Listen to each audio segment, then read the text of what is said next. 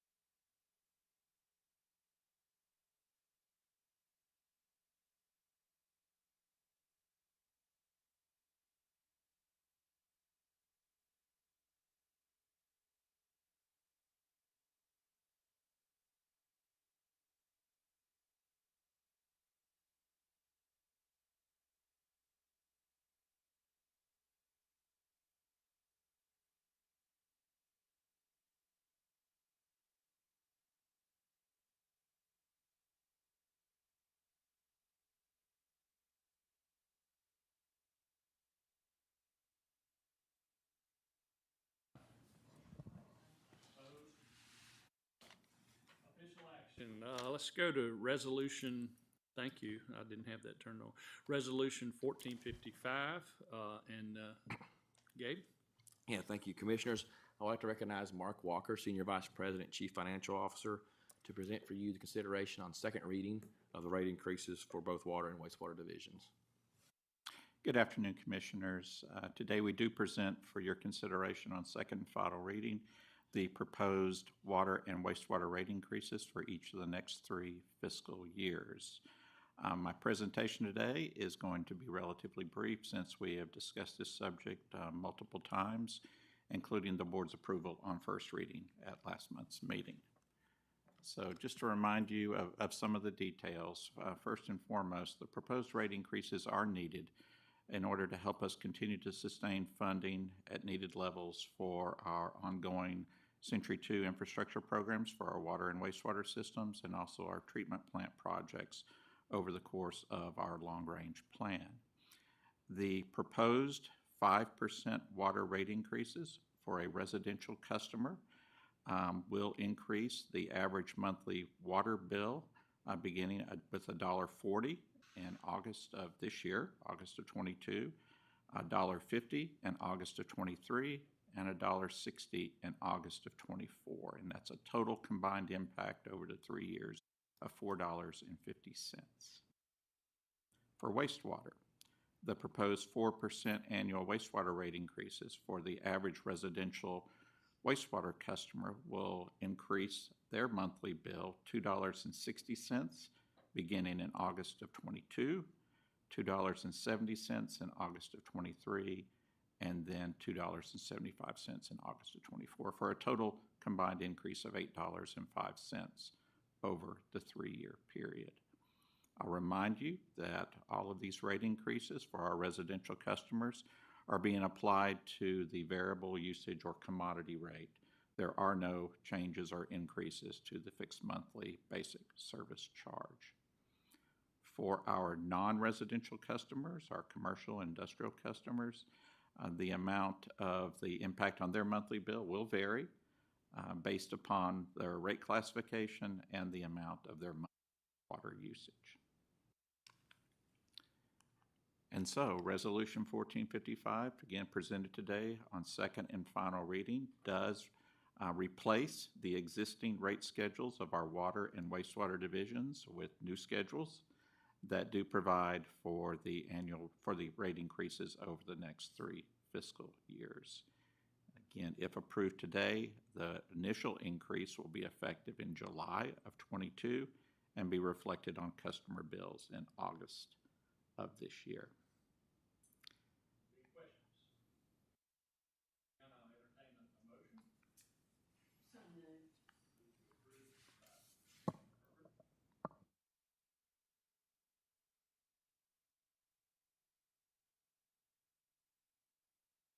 Hearing none, Mr. Coley, would you call the roll? I guess Commissioner- we should see if there's. Oh, sorry, are there any people from the public who wish to speak on this? Thank you. Okay, very good, thanks. Commissioner Askew, Aye. Commissioner Caballero, Aye. Commissioner Feinbaum. Commissioner Herbert. Aye. Okay, Resolution 1455 has passed on second reading. All right. Gabe? Yep. Commissioners, as you know, each of our utility systems is set by rules and regs that you all approve. I'd like to introduce Jamie Davis, Vice President of Fiber and Chief Technology Officer, to present to you with our rules and regs for our brand-new fiber division.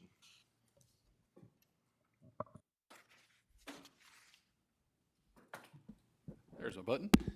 Good afternoon, Commissioners. Good to see you all, and pleased to be here today talking a little bit about our fiber division as we get up and running.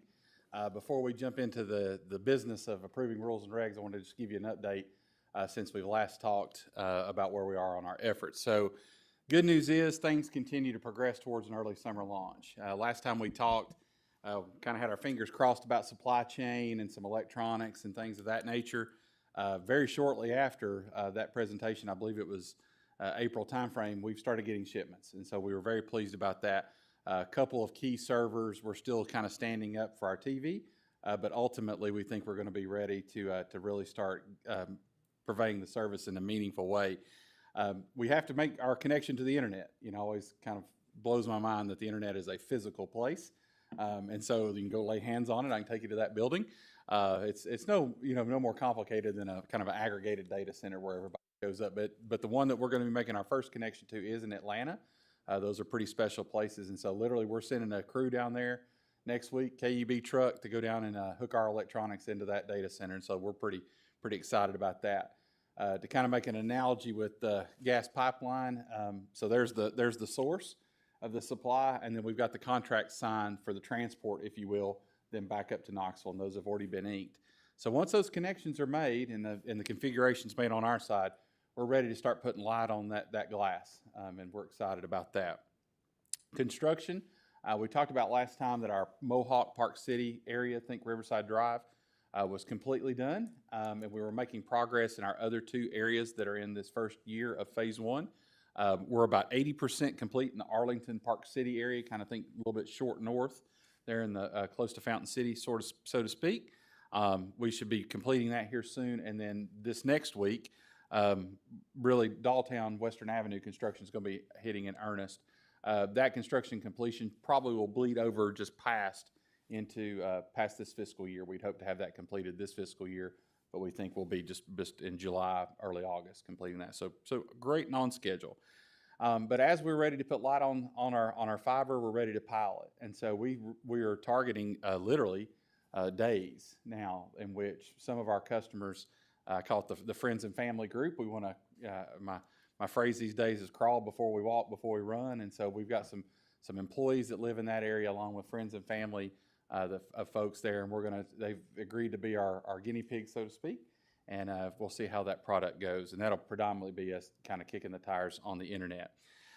Hiring has continued to go well. And then one of the key things that we said we wanted to do was obviously one of our brand, traditions here at KUB is to be local service. And the picture on the right is our inaugural class of our fiber customer call center.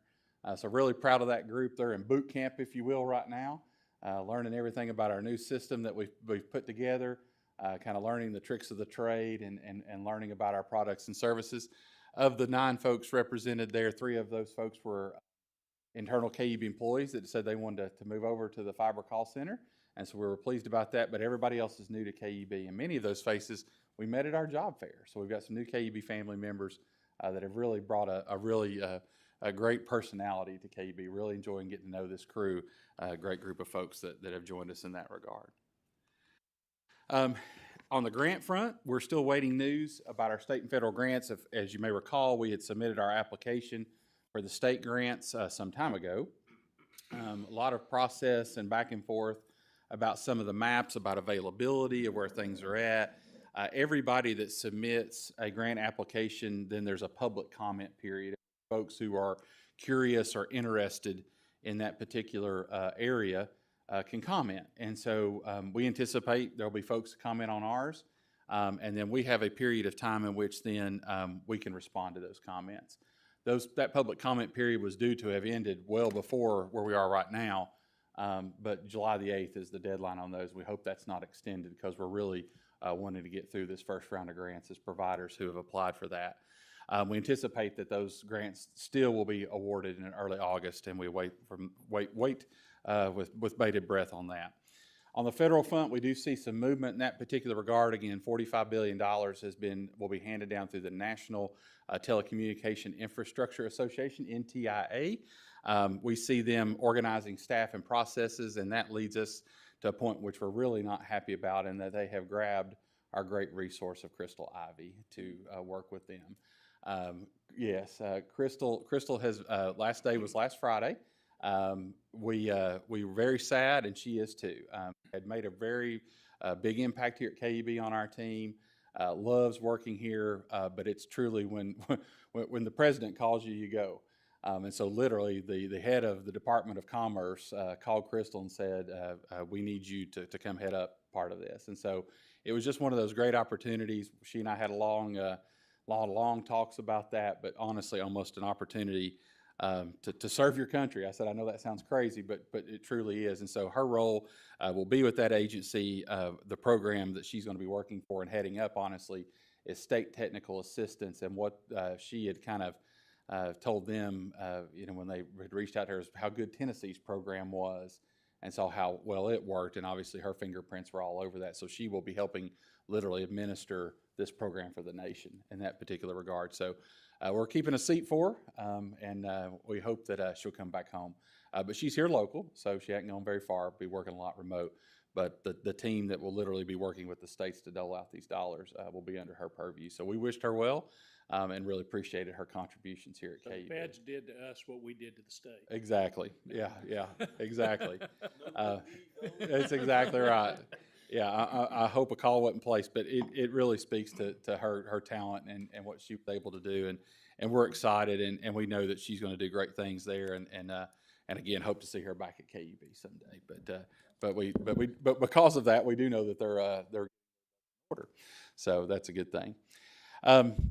We talked a lot last time in April too about our marketing efforts and what we were doing in that particular regard. And today was a big day at KUB. We had a company-wide meeting this morning in which Mr. Bolus gave an update to our entire company, kind of getting a little techie. We were gathered, part of us in person and the rest of us streaming across the company, so it was kind of cool. But there was really a real highlight of today's meeting, and I think a video really kind of says it very well about our efforts. So I'll share that video and then we'll talk about it in a second. The year was 1939, when KUB was founded as a public utility to bring electricity to the people of East Tennessee.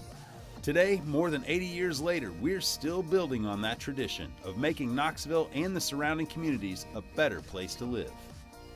Upgrading quality of life through reliable electricity, clean drinking water, purified wastewater, and safe and dependable natural gas. It's all part of our commitment to meet the needs of nearly 500,000 customers, and in keeping with that commitment, we will soon introduce our 5th utility, fiber optic internet. The fastest internet in the world. With this new service, we'll connect our community in new ways and make high-speed internet more practical and more affordable. We'll close the communication gap, ensuring that everyone has access to world-class connectivity.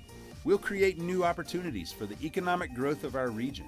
And we'll cement our legacy, not just as a utility provider, but as a technology company, dedicated to upgrading the quality of life for the people of East Tennessee.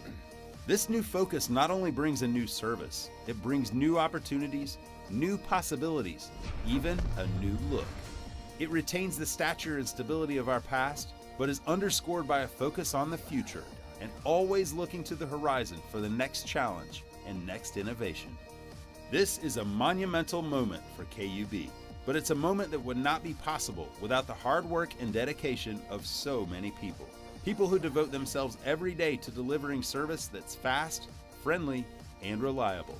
People who believe in East Tennessee and bring quality of life to all those who call it home. People like you. Well done.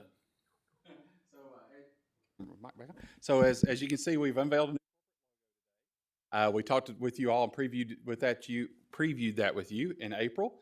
As the video said, and as Mr. Bola said this morning, no major renovation here, but again, really a modernization of logo, retaining the history and tradition of our existing logo while looking forward to the future with the lean in, as we say, with the line underneath pointing towards the horizon, and an homage to the Sun Sphere and the panels there, which 40 years ago was a center of technology and innovation here in Knoxville, really celebrating that and really ties us to that history and tradition of being a Knoxville-based company. So we're excited about that. A lot of positive response from our employee base, being really excited about the things that are going on as part of fiber and as part of an overall change at KUB. We'll begin use of those logos today, but as you know, if you've been through that, it takes a little while, and we want to be good stewards. We've got envelopes that are printed out with those logos, and the bills that go out will have those logos for some time. But in digital medium and things like that, we'll begin to transition. You'll begin to see them on new trucks, so forth and so on, uniforms and so forth and so on. So we're excited about that with our new logo. Will all three of these be used, or are we replacing? We will use it. When you really start getting down to brass tacks about this, we're really surprised about how we use. Like if you look around the room, there's some that just have KUB, Right. and sometimes KUB with our words, and so forth and so on. So the smart people in marketing and communications are going to give us us folks like me a style guide and says, here's where you use this and here's where you don't. But yes, you should see all of those in those particular regard. And as you also see, specifically our first time the use of a divisional logo, really calling out our product for fiber. And that's for sure one that you'll see on all of our fiber-based products in our marketing and with our products, and along with our trucks. There's trucks and equipment and so forth that are specifically for the fiber division. So I think we mentioned this before, Jamie. So the other 4 utilities will have also specific branding as well. They do. And the thing about it is, folks often think they don't understand many folks don't understand what fiber is. So if you see something that says KUB fiber, it's like they're making breakfast bars.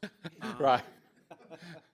Not a six so utility, think please. about the word fiber, and I know how we use it corporately, but Right. if there are other ways to really help folks, and when we say fiber, what we mean in terms of internet Right. access, high speed, that kind of stuff. Yeah, absolutely. So just think about that. And the other thing is, there always has to be a truth in advertising. So we said the fastest internet in the world. That's a lot to live up to. Absolutely. Trust me, the first time I saw that, and it really is meant as a North Star and inspiration about what we want our brand to be, but literally we will have the fastest internet in the world. I just wanted to make sure. Yeah, that's right. Absolutely. Yeah. Fiber is unlimited in its speed, and we're buying the most current and up-to-date electronics in the entire world. And so we'll stand it up next to anybody once we get this thing up. Let me kick the tires a minute. Right now she's not running, but yes, you'll have literally in this region have the opportunity to have the fastest internet in the world, and that's crazy to think that, but it is true. So absolutely. But it does come down to that last, little bit of time where in your home, if your router's not capable, That's right. you'll get the fastest to the curb. Right. But then it's really up to consumer to have the right equipment and the most updated routers and Right. modems. If you see a lot of the competitors, obviously they're tossing around terms like supersonic, unbeatable. In a lot of cases, they'll say fastest in that particular regard. And it really kind of comes back even to one of your comments about fiber. Fiber is that differentiator. And so the tying of the two in the marketing, you're exactly right. We've got to do a good job of explaining why it's different, but fiber is really what enables that. And then working with our customers, kind of that white glove treatment, I hope is where we're at. Our service will really distinguish us and being sure we don't leave that customer's property until they're happy. And I think that differentiates us as well too. So we're working on that. That's But today, that's an excellent point too, Ron, well, both of them, but Ron, because we have water customers who talk about how the water's terrible, and we know it's as clean as it gets all the way up to your house, but if you've got crappy pipes. that's right. Very good. But today was a big day. New logo. I think we've had, Gabe, I think you said, what, 5 logos up until this point as a company. And so today's number 6. So it was kind of a big day for our employees in that regard. Excellent. So shifting gears a little bit over to the business of the day with rules and regs. So in order to be a division with rules and policies, in order to carry out our business, the purpose of those really are just how you ran that business. It provides for the administration, the operation, the expansion of that. It provides for fair and reasonable and uniform treatment of our customers. And it also provides guidelines to help support their compliance with that. As we put together these particular rules and regs, it was quite interesting because when the charter was written in the 30s, there really wasn't a blueprint, if you will, for a municipal utility to be in a competitive space with rules and regulations. Rules and regulations for that were written on the electric division and others for a monopolistic environment. As the state law has changed and allowed for municipal utilities to be in this space, there really has been no guidance either in that particular regard. So we took an opportunity to research, work with other utilities, understand what they do, work with our council, and I think what we have before you today is a strategy that works with the fiber division in that regard. So to really highlight a couple key points as we go through this, the governance of this is, again, it's very much similar to our other divisions. The board is allowed to have the rules and regulation contain all rights, duties, and authorities not limited by the charter or other official board action. And then inside that structure, then the board delegates authority to president and CEO to both do 2 things. 1, establish policies and programs necessarily to implement the rules and regulations, and also to delegate the authority to set fees and charges. Any changes to this document, to rules and regs, must be approved by the president and CEO, and in both cases, authority or approval rather, from both bodies must occur before the rules and regs are changed. So the rules and regs are kind of that high-level document, kind of the overarching document in that particular regard. The key element, yes. Question. Yes, ma'am.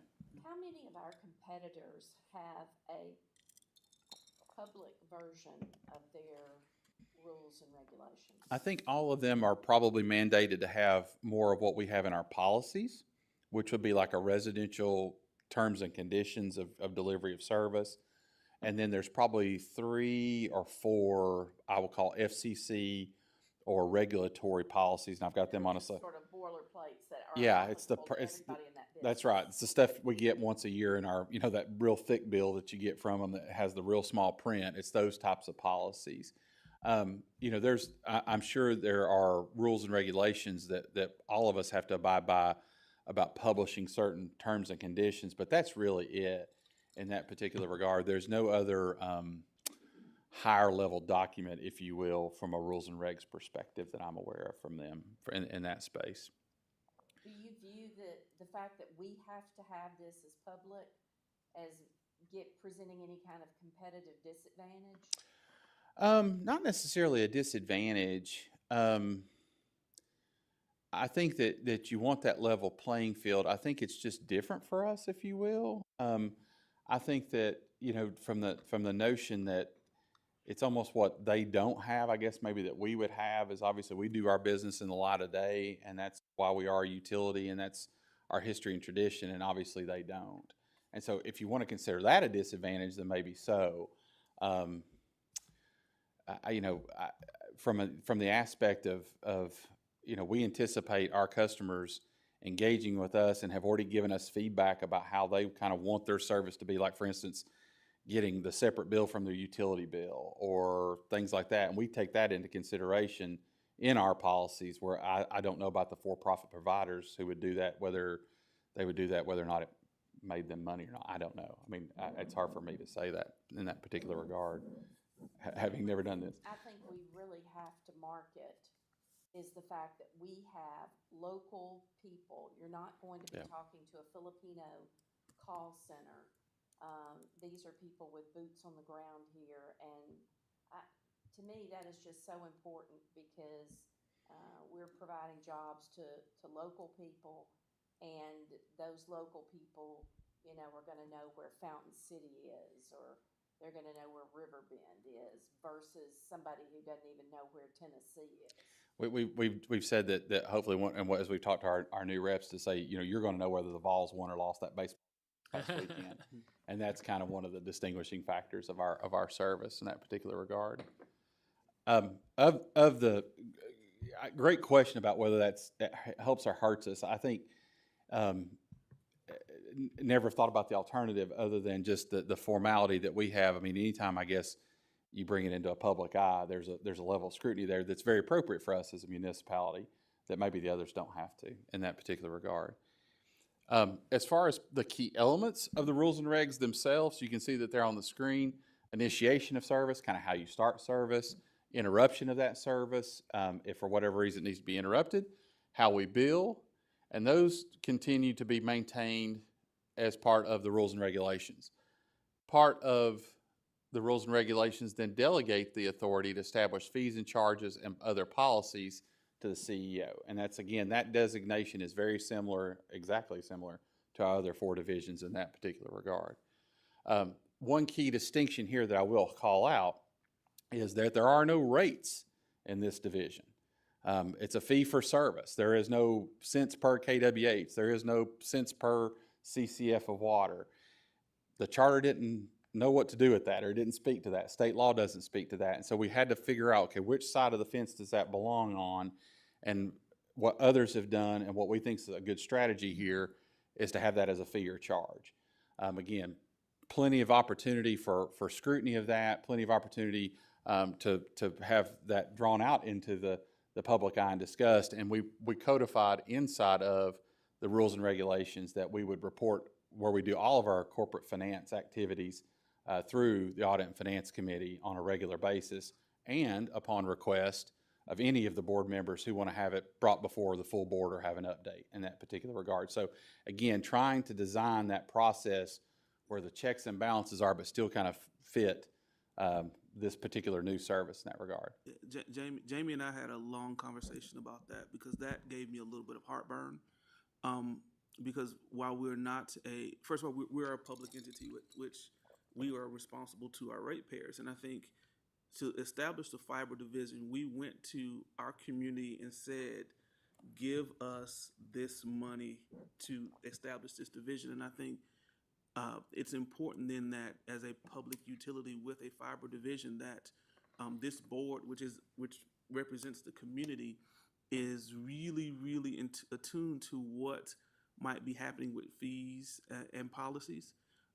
Even though it doesn't speak to it in state law or our charter in terms of, because these aren't rates, I do think that the board has to be really, really involved, or not involved, really, really abreast of what's happening, because ultimately when we go to church or we go to the grocery store or we go anywhere, folks will look at us and say, well, my bill did this, that, and the other, and we need to be able to help articulate to folks what's happening there. So it's not I didn't know they went up from 65 to 75. Right. I do know that the audit committee will be involved in that, but I think being able to at some point communicate that to the full board is important.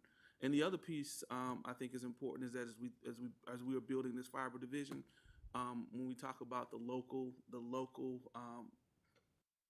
workforce, is to emphasize that we are attempting to make sure that our local workforce represents our community, so people can still, when they do call and when they do talk to people, that they can talk to people who might be familiar with their communities and Absolutely. all of our communities. Yeah. So that's important too. As Knoxville continues to grow more diverse, I mean, absolutely, we have a corporate commitment to represent the communities that we serve, and whether it's bilingual, multilingual, Yeah. or, we were even joking earlier about the need sometimes for our East Tennessee accents.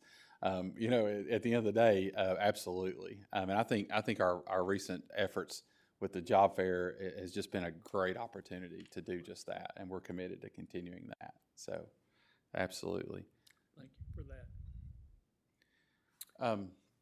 Moving on then to take a look at the overview of the policies then on the document that's kind of the implementation, if you will, of the purposes of the rules and regs. Those policies I'll get it out in a second, serve as guides to implement the rules and regulations. And again, as we establish this division, and you'll see in the rules and regulations themselves, the initial policies are very, very similar to the ones that we have in our existing divisions, with the exception, and really kind of Celeste hits upon the ones that the others that would have is, I think everybody's got a privacy policy, but we have a privacy policy today, even with our other 4 divisions. But then everything down here below are the ones really that internet providers have to be in the place of. How you interact with law enforcement upon a request, how you have basically a PIN number that's unique to you, and it identifies you, and you're the only one then that can change your service in that particular regard. It's how you establish ownership, if you will, of your account. And the Digital Millennium Copyright Act, which, you know, if you're bored at night, you might want to read that. But if you feel as if for whatever reason something that's on our system has violated a copyright in which you hold, i.e. Tyvee is doing something on his web business who Bill holds a copyright on, and it's coming through KUB, believe it or not, there's a process by which you have to lobby and ultimately intervene in that particular regard. But so it's kind of those boilerplate, you know, policies that are that thick and in 6-point font. That's what those are. But everything else is more about really the heart of what our customers are interested in, or again, are kind of those T's and C's. And then we kind of tell them, hey, you can't resell it. You can't do things with it. It's not intended to be used for that kind of thing. Jamie, you do know I started a business recently. It's called Knoxville's Ultimate Best, and so I have copyrighted that logo. No. I was like, You get it, KUB. I didn't know that was the case. Yeah, that's right. Right. I just hope you didn't copyright our new logo. That's all. Yeah, exactly. Well, we've actually already registered that, so nice try. That's right. I picked up on that. But Yeah. you didn't register fiber because I also do bars and snacks. I got it. No. We'll have fiber bars that we hand out at events just because, you know. That would be pretty cool marketing, by the way. Yeah, I don't know how popular fiber bars are, but I'm with you. All right, so, but those are the policies that again will really start us out and very well may sustain us. But again, the establishment of those are delegated to President and CEO. So, be glad to answer any more questions, but not to belabor the point. Resolution 1460 is presented for consideration. It establishes these rules and regs, delegates those certain rights to the President and CEO. It does require periodic updates to the Board's Audit and Finance Committee, and upon a passage of this on first and final reading, it'll be effective. I'll be glad to answer any other questions. I'll entertain a motion. So move. Moved by Commissioner Small, second. Second by Commissioner Feinbaum. Any further comments or questions from board members? Is there anyone from the public here? Just go ahead. No comments or questions. I just want to again reiterate my thoughts that I spoke of earlier as we move forward. We absolutely trust Gabe and his leadership, but that still, I think, is important to note. Thank you for that. Other public, nobody from the public's here to speak on this resolution. Mr. Coley. Commissioner Askew. Aye. Commissioner Caballero. Aye. Commissioner Feinbaum. Aye. Commissioner Herbert. Aye. Commissioner Small. Aye. Resolution 1460 is passed. All right. Mr. Bolus. Commissioners, I'd like to recognize John Petrowski. He's our Director of Procurement, Properties, and New Service. He's going to present a resolution authorizing the disposal of 2 real property units that are owned by our wastewater division. John? Sorry about that. Yeah, good afternoon. I'm here today to introduce Resolution 1461, authorizing the sale or disposal of 2 parcels of real property that are currently owned by KUB's Wastewater Division. Oops, sorry. Before I jump into the details, just a really quick overview. As I mentioned, the Wastewater Division owns 2 parcels of property. However, those parcels are no longer needed for the use or operation of the wastewater system. Mr. Bolus, in his capacity as President and CEO, has declared those properties as surplus, and per KUB's procurement guidelines, board authorization is required for the sale or disposal of surplus property. The first property is located at 5220 in Martha Washington Heights subdivision. The property is about 6/10 of an acre. KUB purchased this property in 1997 as part of a wastewater construction project. Over the past several years, we've received several inquiries about the property and its availability. Based upon that interest, we went ahead and had the property appraised earlier this year and appraised at $30,000.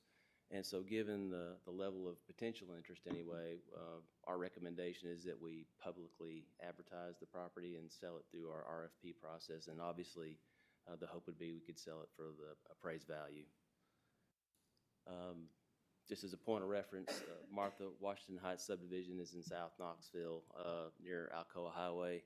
You see the property here highlighted in yellow. It's undeveloped, heavily wooded, and you'll see KUB's existing sewer line that crosses the property. And I would note that the line does have a 15-foot utility easement, which provides our personnel with access to those facilities for maintenance and repairs. The second parcel of land is located at 5724 Holston Hills Road in Holston Hills subdivision. It's a very small parcel of land, less than 1/10 of an acre. The land used to contain a wastewater pump station. That pump station was subsequently relocated to an adjacent parcel, 5720 Holston Hills Road. And now, since 5724 is no longer needed for the wastewater system, it's our recommendation that we quit claim that property to the owner of 5720 Holston Hills Road. In addition, we'd also like to release an access easement that is across 5720 Holston Hills Road that serves as access to the pump station. And then in return for those two items, KUB will receive a new easement from the owner of 720 Holston Hills Road, providing us with improved access and improved site safety. Now, to help illustrate all of that I just said, what you have here is a picture of the properties as they exist today. The property in yellow is 5724 Holston Hills Road. The house that you see adjacent to 5724 sits on parcel 5720. The area shaded in blue is the access easement that KUB personnel currently uses to access the pump station, which sits in the southeast corner of parcel 5720. So to recap, our recommendation is to release the easement shown in blue, quit claim the property in yellow to the owner of 5720, and then moving forward, this is what 5720 would look like should Resolution 1461 be approved. And I would just add that once the new easement is in place along the eastern boundary of the property, KB will install a paved driveway, and that'll provide safe, direct access to the pump station. So for your consideration and in summary, Resolution 1461 authorizes the sale or disposal of the Yorktown Road and Holston Hills Road properties, and then directs the proceeds of any sale to KUB's Wastewater Division. Questions? And with that, Who owns the property that we're quit claiming this parcel to? you know, honestly, I don't know the name of the homeowner. I This don't. is the owner of the house? Yeah. That's it. Yeah, We don't know who that is. Well, we do know. we do. Can't remember. Yeah, I can't remember the name. There, I will, if I might add. Sure. I've been working with the right-of-way acquisition folks on this as well as John, and there is ongoing negotiation with them. My understanding is there is an agreement.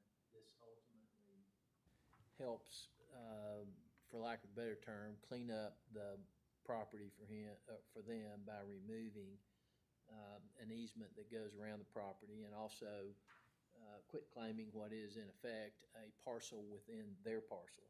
Yeah. And it protects KUB because it keeps the utility easements they need for the existing lines and for this reduced size pump station. I can provide you that information. I got a file on it. I just can't call their names. Yeah, I would like to, I mean, I just think in the interest of transparency, we should know who it is that we're Giving property to. correct. Yeah. Has something to do with the fiber business, I understand. Is that where you live? I'm not involved.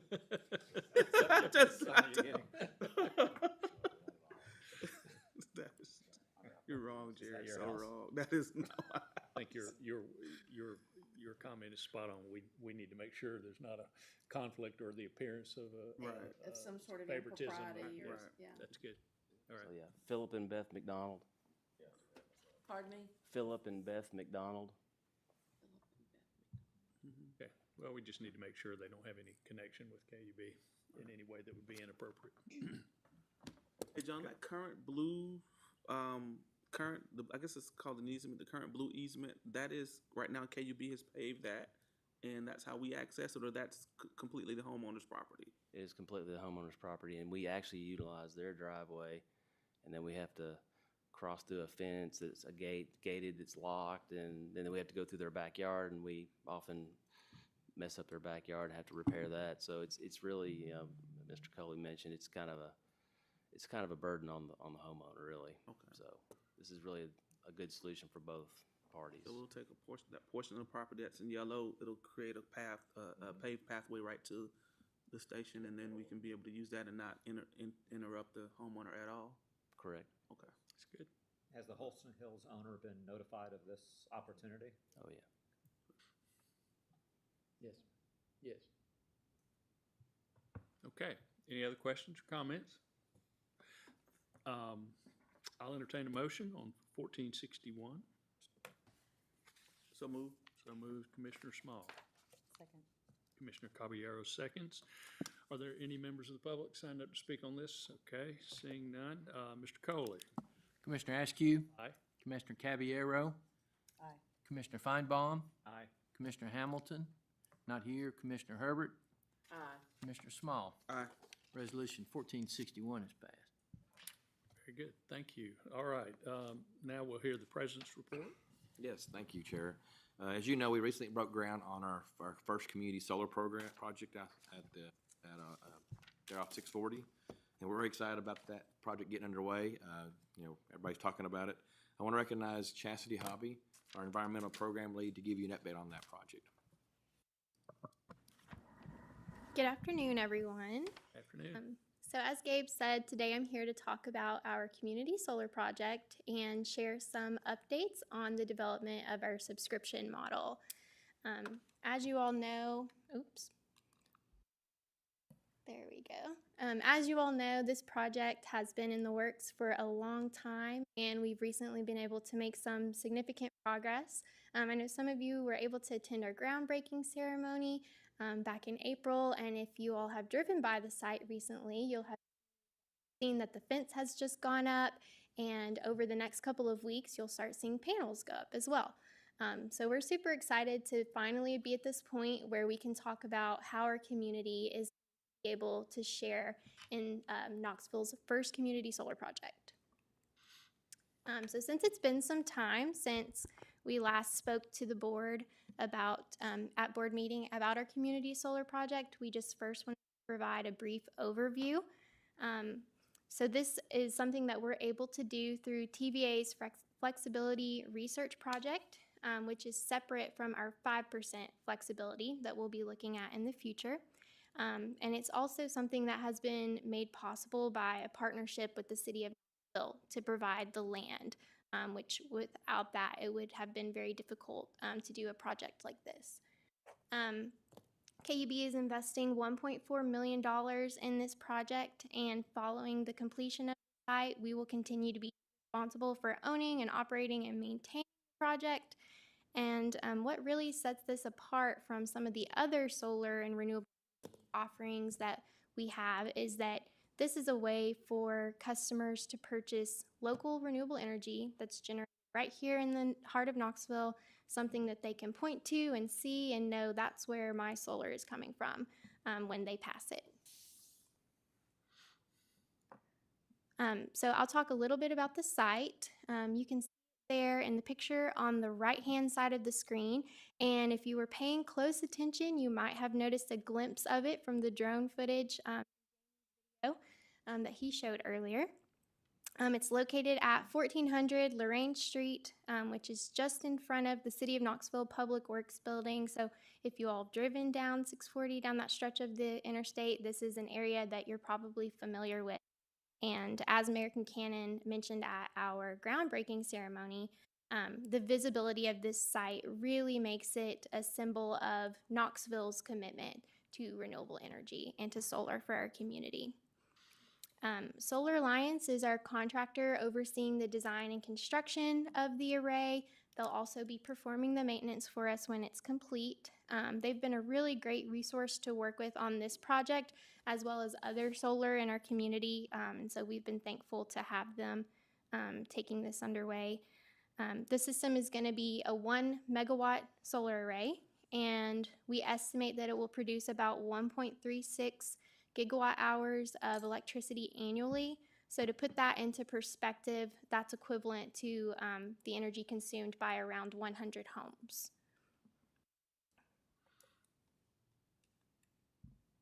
So this is another view of the site, just to give an idea of what the panels are going to look like when they're placed.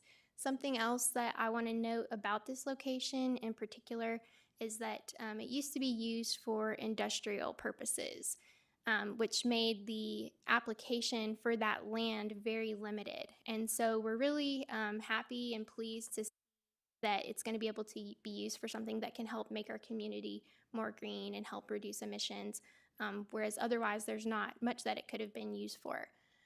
Something else that you can note on this slide is just the TVA easements that go through the site. And so they have been really helpful and really great to work with us on that, allowing us to maximize the solar that we were able to place here. Okay, so talking just a little bit about how community solar programs work. Essentially, they're allowing participants to split the cost and the output of a shared solar array, which in our case is owned and maintained and operated by KUB and our contractor. They'll be able to subscribe to the array for a monthly fee, and then in exchange for that, they will receive a credit for their share of the generation, as well as claim to the renewable energy that's generated for their portion. The great thing about community solar projects is that they don't require any equipment to be installed at the customer property. And so that means participants get the benefit of solar power without having the upfront costs or the ongoing maintenance associated with having, for example, rooftop solar at your home. It also means that this solar is accessible to those who may not be able to install solar at their house. Maybe they rent, or maybe they have a lot of trees or shading on their property, or maybe their roof is even just facing the wrong way. And so this is just a way that provides access to all of those who want to help reduce their carbon footprint and participate in solar. So there are a lot of different ways to set up community solar programs, and when determining how we wanted to do our model, we did a lot of research against other utilities in our area with similar programs to figure out how do the economics work, what type of setup has the highest uptake, and how can we best structure our program to serve KUB customers. We chose to go with a model where the subscription fee is determined based on the long-term cost of the project divided by the term as well as the number of shares. And then the credit is based on the amount of energy that is produced, which will vary each month depending on weather and seasonality and that kind of thing. We do want to be very upfront that this is not a way for customers to save money on their bill. This is essentially an option for them to purchase renewable energy at a premium. And that's simply due to the economics of the site, how small the site is and how much it's going to produce and that kind of thing. But we have found that that's pretty common against other similar projects in our area. So we're closely aligned with what the others look like. So we will have approximately 2,100 shares available, and those will be open to all KUB residential and commercial customers, regardless of whether they have electric, gas, water, wastewater, or fiber service. We wanted to make sure that was open to everybody in our service territory. Participants can choose how many shares that they want. There is no upfront fee or kind of annual commitment. They can unenroll at any time. And similar to our time of use program, if you unenroll, there will be a 12-month lag for you to re-enroll so that customers can't just sign up during certain times of the year. Each share is going to cost $5 a month. And on average, the customers will receive back approximately $3.61 of credit. And again, some months that will be higher when the days are longer and there's more solar energy being produced. Some months that will be less when there's less solar energy being produced. Each share will generate roughly 640 kilowatt hours of electricity annually, which the participant will be able to claim to help offset their carbon footprint, help businesses with their sustainability goals. And for residential customers, this one share would be about 5% of their electric consumption. And so say a home wanted to cover their entire home, that would be about 20 shares. But there are other avenues in which they can do that, like our Green Switch Match program. And then lastly, we did want to take into account ways that we could build on KUB's legacy to support low-income customers through this project. And because of that, we're incorporating an option where customers can choose projects to, or their credit to project help. And that's a way that those funds go into a pot that can serve a variety of customers with bill assistance, and gives the customer an option to do that if they would like to contribute to that cause. So last, I'm going to talk a little bit about the rollout and when customers will be able to sign up. So currently, our contractor is projecting that the construction will be complete in November of this year. And then along with that, there's about a month or so of testing and metering. And so customers will be able to sign up sometime in the December, January timeframe, as long as all goes according to plan from here on out. We have experienced some delays previously that pushed out the date a little later than we had initially expected. We have already began conducting some outreach to customers that might be interested. So we've reached out to some of our environmental customers and some of our community partners, and so far we've had a lot of positive response from that outreach, mostly residential interest. And then we will be using that interest list as well to share some of our outreach for the program, and contacting those customers about details of when it's going to become available, things like this cost information that we've just shared today. In addition to our typical marketing efforts, which will include billboards and commercials and social media and advertisements and all of that kind of thing, we're also looking at ways to recognize our initial subscribers for taking that leap to be the first to participate in this project and demonstrating their leadership for renewable energy in our community. So our intent is to make this project available for any residential customers that want to subscribe. In most cases, in similar projects in our area, they are not fully subscribed, and so we don't have to be concerned about capacity. But we also do have some partnership opportunities with local organizations such as the City of Knoxville. We've reached out to UT to see if they might be interested, and other commercial entities, and those partnerships are going to be what helps make this project a success by getting it from that 50% subscribed to the fully subscribed, so that we can continue to kind of build upon that. The wonderful thing about community solar and what we hope to see from this project is that it brings together a wide array of participants ranging from neighbors and families and businesses, and they're all working together to help make Knoxville and our community more green. And so with that, that's all that I have for our update today. We are looking forward for construction to start taking place here very soon and start seeing panels moving around. I do want to extend our appreciation to the board for your all support of not only this project, but all of our renewable energy and solar efforts that we're working on to help make our community more green. As I mentioned earlier, this is not our only program. We have Green Switch Match, which currently allows customers to sign up for 100% renewable energy. And soon, in the next couple of years, we will have 502 megawatts of solar power on behalf of all of KUB's customers through the Green Invest program that's at no cost to them. And so this project just really builds upon those commitments that we've made to solar and provides a way for our customers to access local renewable energy generated here in Knoxville, and really puts us on the map and sets kind of that visual for all that are going to come visit our community to see. So with that, I would be happy to take any questions.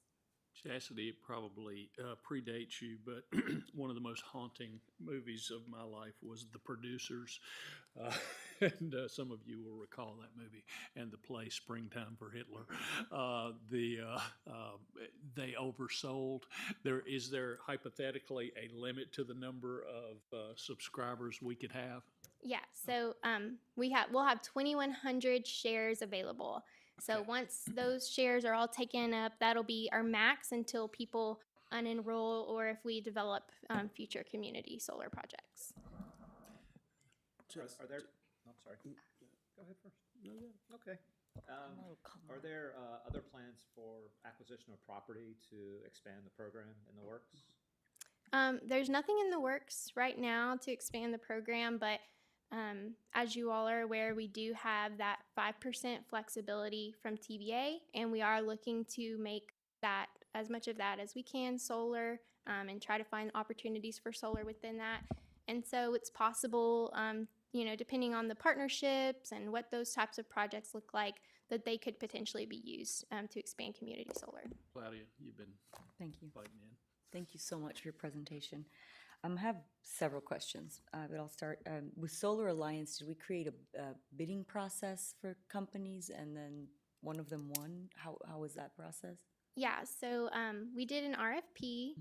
So essentially we described the site restrictions, kind of our goal, which was to maximize the amount of solar for the lowest cost. And we had 2 different companies bid upon that, and Solar Alliance was the one that was awarded. Okay, thank you. The next, I think this is just in terms of clarity. I think we really need to be clear that if we're asking people to pay $5 a month and they're getting a value of 3.61, it's not an incentive. So I'm concerned about the message we're giving to the community, because I think the first thing we'll hear back from is KUB is not supporting renewable energy because this is more of a privilege that certain people can take in terms of buying these, but it's not necessarily going to help people lower their rates. So in terms of how we sell this in the community and the way that we're messaging it, I think I would really like to see what that proposal looks like, because I know that I'll be one of the first people that gets emailed by, well, wait a minute, this is not, I guess just being clear with the message that we're telling people that this is an option. When I was presented this information by Mr. Walker, I think I understood that mostly commercial or companies were going to be interested, and now, and you're telling me that the interest is coming highly from residential. So when we talked about it, my thought was, yes, companies are going to say, they want to say that they're using renewable energy. It's great PR for them. But you're seeing now that there are more residential interests? Well, I think we always anticipated there would be residential interest in. I'm sorry if I misspoke. No, in terms of not one or the other. The city of Knoxville is very interested, as Chastity mentioned, and we have approached UT, and there's another large industrial customer that has expressed interest as well. So I think they will probably have decent levels of subscriptions, but our intention is for residential customers to be able to participate and not just sell it all out to commercial and industrial customers. Not at all. And just one last question, and thank you. In terms of, I know you've explained to us before the 5% flexibility from TV. Does that mean we can, out of all of the energy that we sell, 5% of it can be renewable energy, or we can produce 5%? What does that mean? Yes, we have in our contract with TVA that we can self-generate.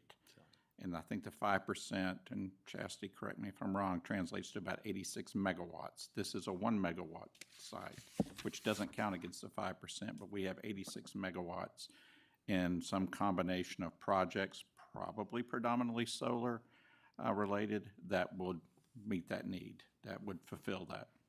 But this is over and above the 5%. This does not count. And the differentiator is that we would be able to maintain, whereas in the past TVA, we weren't allowed to own any, maintain any generation. So that's the 5% that's new. That also doesn't limit us to 5% solar. It's just 5% that we can generate. So our green invest purchase will be 20% of KUB's load coming from solar. Right. Thank you.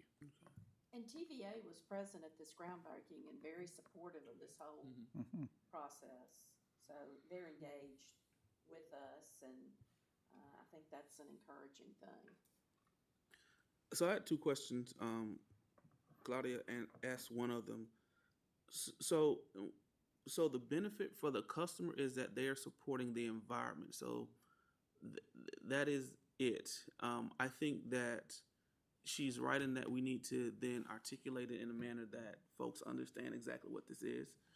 The other piece of it is I love the idea that the benefit goes to project help. We were talking if I guess if I'm committed to the community, I get it, because my thought initially was, I just give the $5 to project help, and but I get it that part of it is also helping the community. So I can understand that.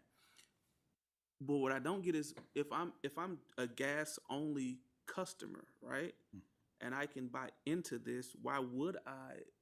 And what then would the credit come to my gas? How would that work? I'm a little bit confused on that. You said it's open to any, not electric customer, but any utility customer. That we have some gas onlys. Correct. Yeah, that is correct. Where would the credit then will go to gas?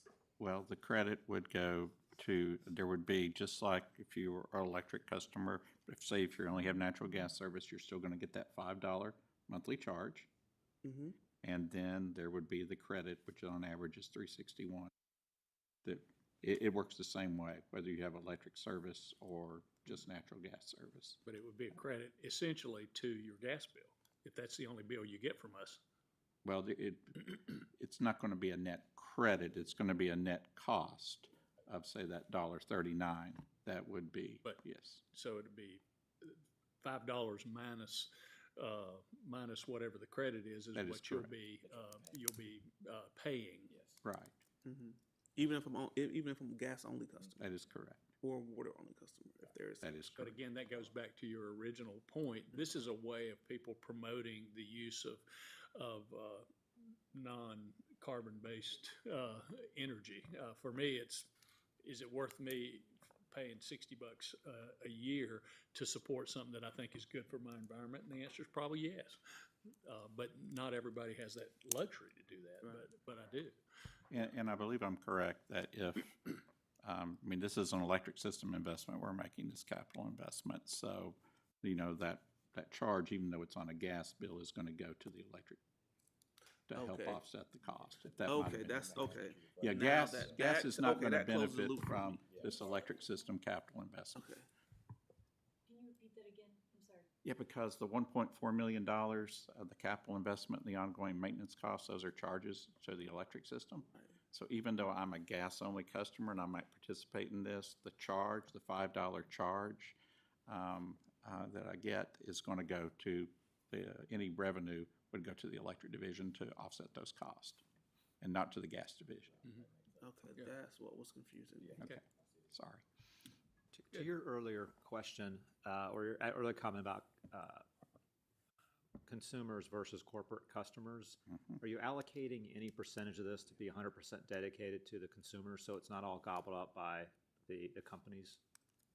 I'd have to defer to Chastity, but I think we would certainly take measures. And so if those three entities that we mentioned came along and said, well, I want 50 and I want 25, I want 25, we're not going to let that happen. But I'll let Chastity defer to her as far as any ranges that we've discussed. Yeah, our intent is definitely, like I mentioned, to make this as available to as many residential customers as want to subscribe. Part of that will be taking a look at the requests as they come in, and if we have a commercial customer that requests just an incredibly large, the majority of the site, that's something that we would want to discuss with them and kind of explain how this project is set up. Some of the ways, aside from just reviewing the signups that come in that we have discussed, have been maybe looking at a phased rollout, allowing residential customers to sign up first, and then opening it up in a couple weeks to commercial.